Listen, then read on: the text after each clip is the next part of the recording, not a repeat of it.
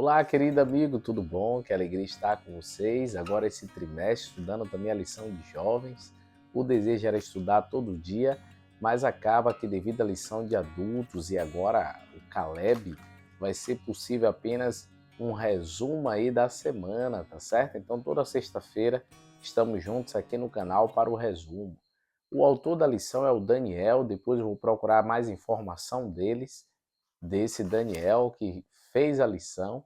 E a ideia de falar sobre parábolas é porque, durante toda a história da humanidade, seguindo até o conceito bíblico, a gente percebe que as histórias fizeram grande diferença. Os antediluvianos ouviam a história do Éden e Jesus, quando viveu em meio à terra, contava histórias, principalmente do cotidiano das pessoas, para ilustrar o reino. Então, ele falava belíssimas verdades de maneira usando o que? O cotidiano. As pessoas se aproximavam para ouvir de Cristo e ali aprendiam bastante e algumas parábolas Jesus explicou mais aos seus discípulos, porém essa explicação chega para nós em nossos dias. Até mesmo essa semana, logo a primeira, ela vai falar sobre criando raízes, que vai trabalhar uma parábola que está em Marcos. Então a gente junta aí e vai aprender. No domingo, o autor conta uma história de quando ele foi assaltado e levaram todo o seu equipamento. Ele ficou ali sem um equipamento de projeção, computador, até mesmo sua Bíblia levaram com seus sermões. E deram a ele apenas uma Bíblia pequena. E ele ficou inseguro como seria, mas Deus o usou e ele entendeu que, assim como Davi venceu a Golias com uma pedrinha, a Bíblia, independente do tamanho, é o Espírito Santo que nos usa na pregação do Evangelho. E ele ali foi usado para a glória de Deus. Então, as ilustrações de Cristo também são grandes sementes que podem crescer, né? Na verdade, sementes pequenas, mas que crescem com grande projeção. E falando sobre semente, a primeira parábola que ele utiliza é a parábola de Marcos, capítulo 4, do verso 10 em diante, que fala sobre as sementes, sobre o terreno que caiu. E aí ele começa a descrever cada terreno que essa semente caiu e a sua importância. Por exemplo, a primeira semente é aquela que cai em um terreno. Ele diz assim: a semente que cai à beira do caminho.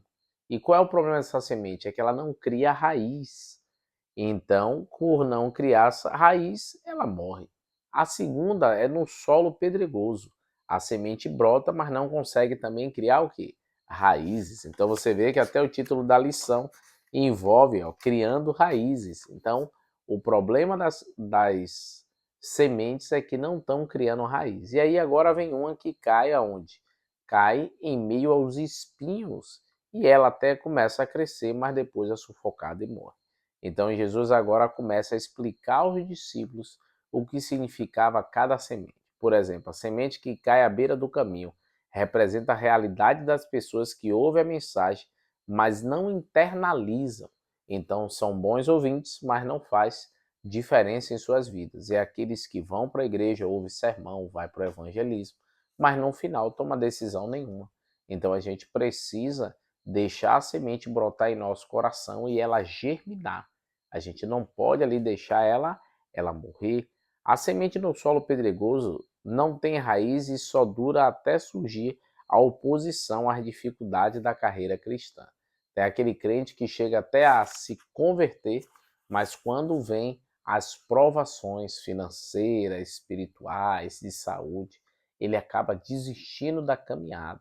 Como é a sua vida? Você também é uma pessoa que desiste fácil? Fica atento aí para não ser essa semente que cai em terreno que pedregoso. E o solo espinhoso é o quadro mais triste de todos. Assim como os espinhos e as ervas daninhas que lentamente estrangulam a planta, as preocupações deste mundo sufocam a palavra no coração.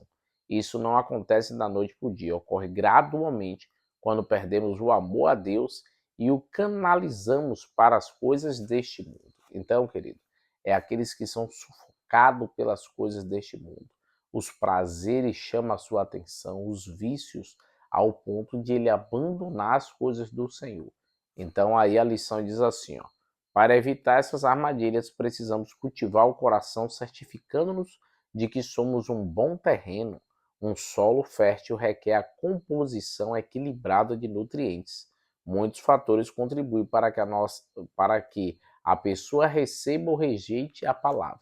Então, para se tornar um bom solo, tem que estar adubando esse solo, nutrindo ele, para que quando vem a semente, ele possa crescer e germinar. Como está sendo o solo do teu coração? Teu coração está adubado, preparado realmente para receber a mensagem de Deus? Uma análise pessoal para nós.